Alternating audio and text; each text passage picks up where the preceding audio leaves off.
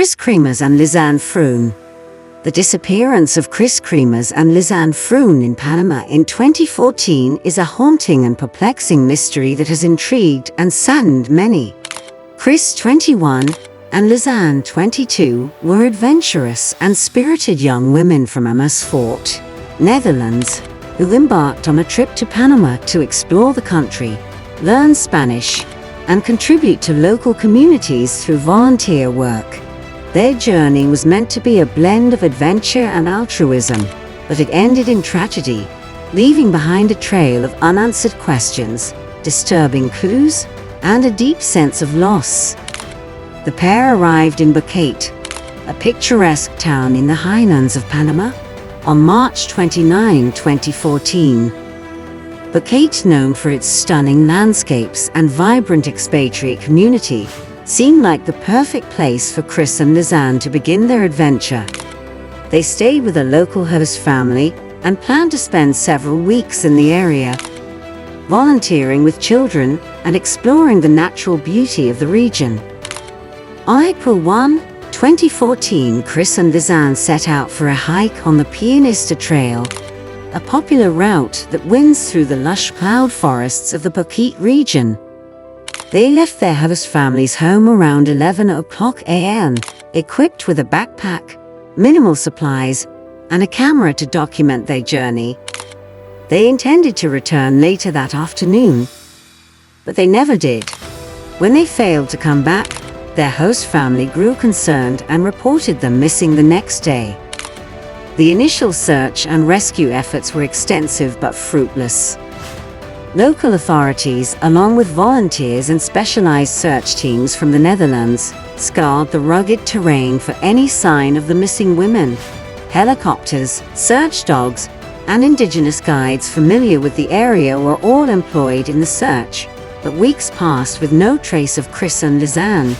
The dense jungle and unpredictable weather conditions made the search exceedingly difficult, and hopes of finding the women alive began to fade.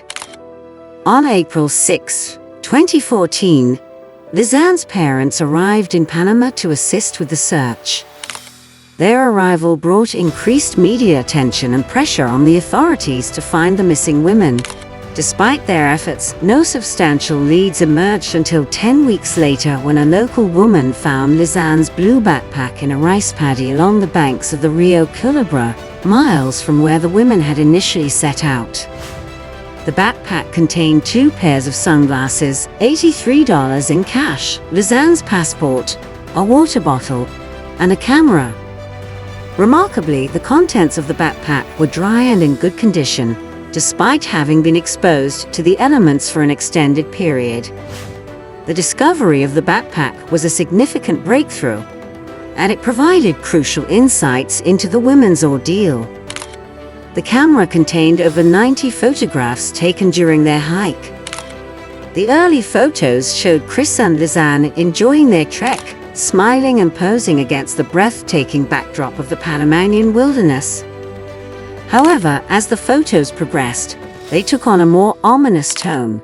Several nighttime photos, taken with a flash, showed disoriented and distressed expressions, as well as shots of the dense vegetation and ravines, suggesting that they had lost their way and were trying to find a way out. In addition to the photographs, investigators examined the women's cell phones, which provided a chilling timeline of their final days. The phones showed that Kris and Lisanne had made multiple attempts to contact emergency services starting on April 1. The first attempt was made just a few hours into their hike, indicating that they had encountered trouble early on. Over the next several days, more attempts were made, but due to poor reception in the remote area, none of the calls went through. On April 5, Lisanne's phone battery died, and Kris's phone was used sporadically until April 11, when the final unsuccessful attempt to enter the phone's PIN was made. Further investigation led to the discovery of scattered human remains in the same area where the backpack was found. The condition of the remains, including a severed foot still inside a boot and a pelvic bone, raised more questions than answers. The bones showed no signs of trauma, leading some experts to speculate that they had been naturally decomposed by the jungle's harsh environment. However, the state of the remains also fueled numerous theories and speculations about what might have happened to the women. One prevalent theory is that Kris and Lisanne simply got lost and succumbed to the harsh conditions of the jungle. The Pianista Trail, while popular and relatively well-marked, can become treacherous once hikers venture beyond the summit and into the more remote areas. It's possible that the women underestimated the difficulty of the terrain and the risks involved, leading them to become disoriented and unable to find their way back.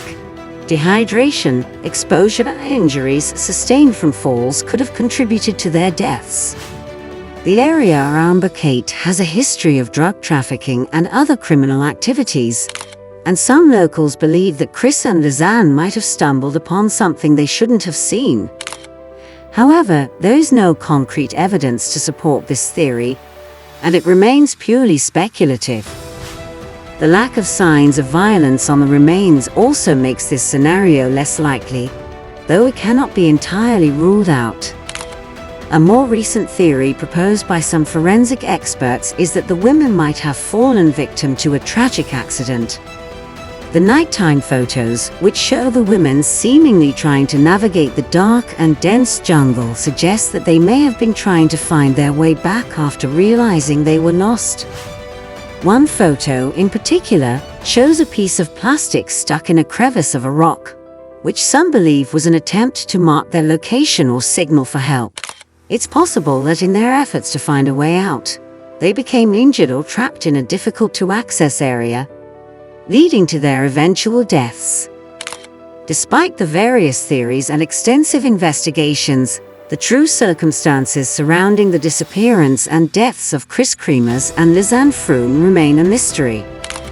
The case has left a lasting impact on their families, the local community in Bukate, and the many people around the world who followed the story.